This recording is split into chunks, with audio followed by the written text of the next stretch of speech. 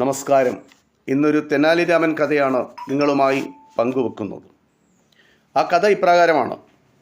ദ്രോഹം ചെയ്യുന്നവന് നല്ല ശിക്ഷ കൊടുക്കണം. അതായിരുന്നു തെനാലി രാമൻ്റെ ലക്ഷ്യം. രത്നചന്ദ്രൻ എന്നയാളാണ് നാട്ടിൽ ദ്രോഹം ചെയ്യുന്നത്. അയാളുടെ പക്കൽ ധാരാളം പണമുണ്ട്. പണം കടം കൊടുക്കുകയാണ് രത്നചന്ദ്രൻ്റെ തൊഴിൽ.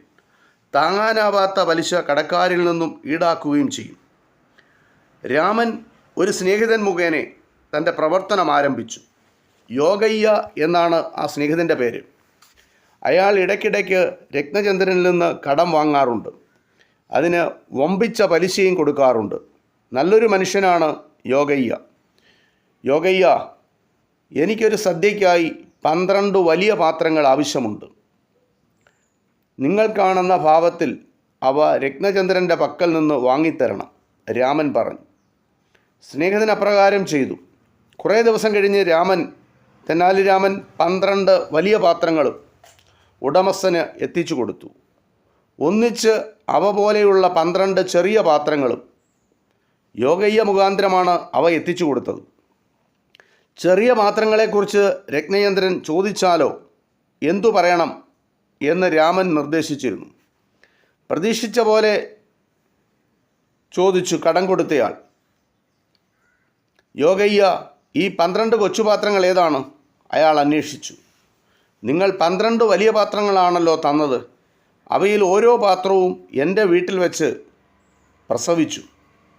അപ്പോൾ 12 ചെറിയ പാത്രങ്ങൾ കിട്ടി.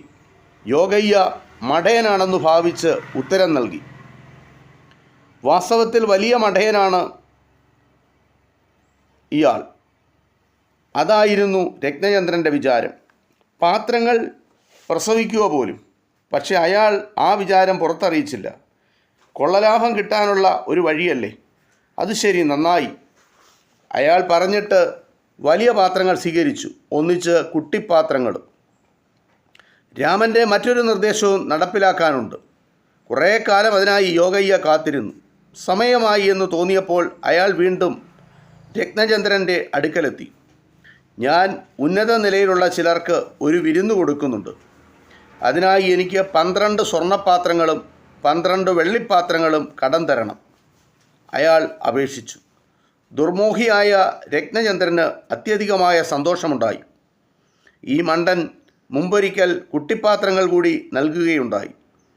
അവയിലധികം വിലയില്ലാത്ത പാത്രങ്ങളുടെ കുട്ടികളായിരുന്നു.